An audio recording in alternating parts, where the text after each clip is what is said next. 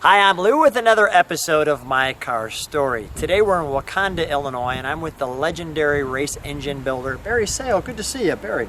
Pleasure. And Barry, what do you have here today we're going to look at? We're going to look at a 1966 DB5 Aston Martin. The same one that James Bond drove.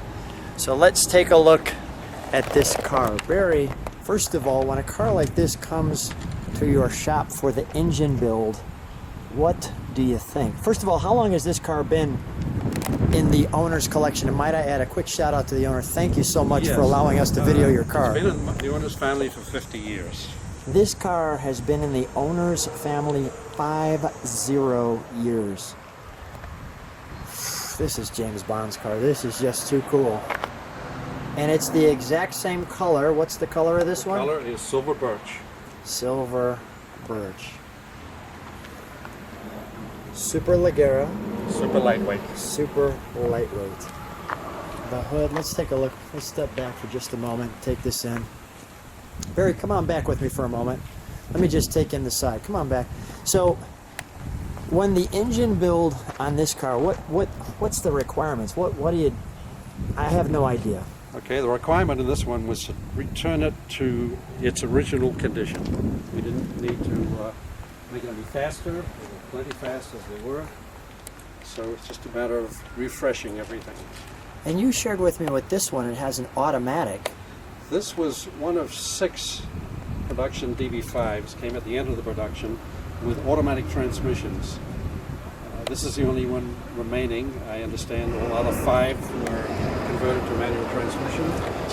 And this further has factory air conditioning. So factory air. This is for all intents and purposes top of the line. Yes. We have factory air, automatic. I'm not sure there were any options on these. The DB5.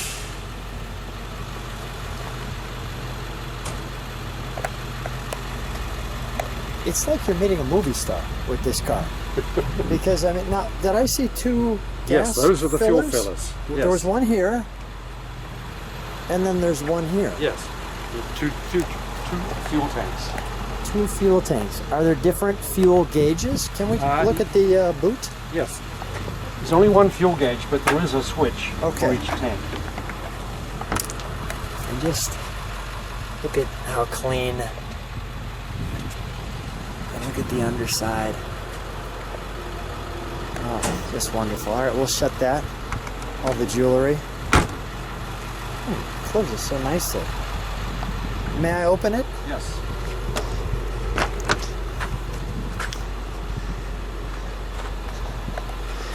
Now this car has been restored.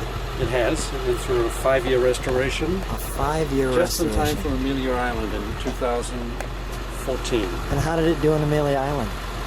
We didn't win a class prize, but we did garner People's Choice. People's Choice. I can understand why. Oh, look at the back.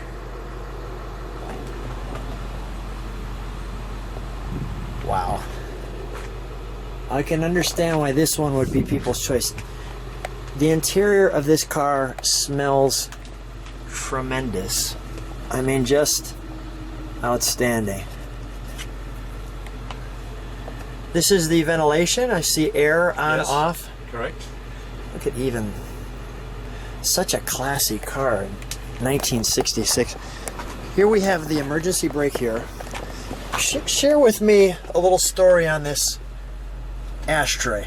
The ashtray was rather bent up after 50 years of service, and so it was sent to a jeweler. It was plated, I believe it was copper plated, polished, and a number of different copper platings until it became very smooth. Then it was nickel plated and then re-engraved. And it looks like that. Are these the power windows? I see 2 buttons here. Do we know? Yeah, those are the window switches. Power windows. Power windows. And look at the details. All original instruments. You feel so British in this car, right? It feels so proper. Yeah. It just feels proper. Look at that. To tell you a quick story, Yeah, at please. Wheeler Island we went on the tour on the Friday, the Five Flags tour, and a gentleman walked out to me with a clipboard and I wound the window down and he said, "Good morning, Mr. Bond." I said, I couldn't resist that. Good morning, Mr. Bond. All right, let's take a look under the, they call it the bonnet. The bonnet. The bonnet. We've positioned it in the sun.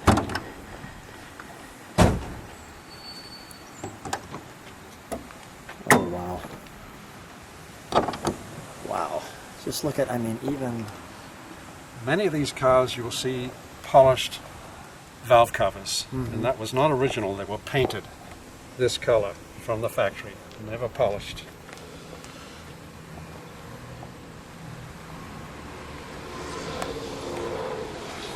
Just featuring no reason to rush here. So we've got a distributor that comes in here.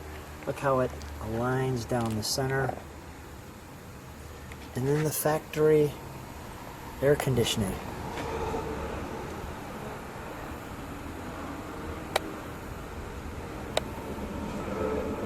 Wow.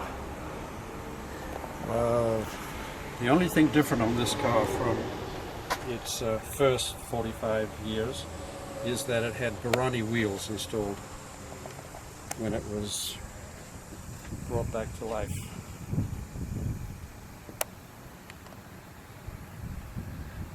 And there's your plates showing what it is. Engine number, Lucas. Well, Barry, let's hear your work. This is oil right here. Oil, Dipstick, yes. dipstick, okay. We'll listen to it idle, and then we'll listen to it.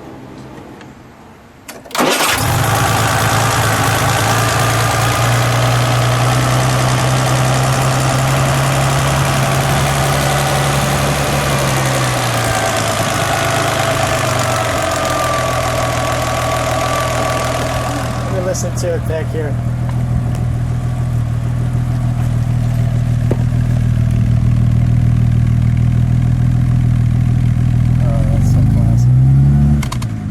Give me a little rev, Barry. As the leaves blow away. Do me one favor, step on the brakes, please. And a turn signal.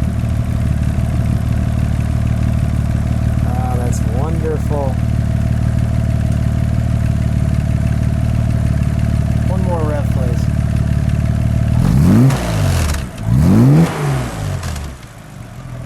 So powerful, so classy, right? Yeah, this it's a 4-liter, 6-cylinder, and it made 286 horsepower on my dyno. How long did it take for you to, 400, I'm sorry? 400, it's a 4-liter engine, and it made 286 horsepower. 286 horsepower. That's a lot of horsepower for It this time is, frame. yes, especially for this era. So when this engine comes to you and you take it apart, what's a time frame for This one, number of hours, not necessarily days, so to speak? yeah, actually, the duration was about 2 years for this one because it had a lot of pieces made for it. A lot of pieces repaired. For instance, this is a cast iron exhaust manifold, and it had developed a number of cracks, so we found an expert who could repair it, and it looks like new. I mean, even like, look at the little cork in there. It's just magnificent. I mean, look at the detail. Down the center, you've got this little A. And you've got the oil up front. I've seen another badge. I don't want to miss a thing on this car. What were some of the difficult parts when you're looking at a car like this? Difficult parts to obtain. Yeah.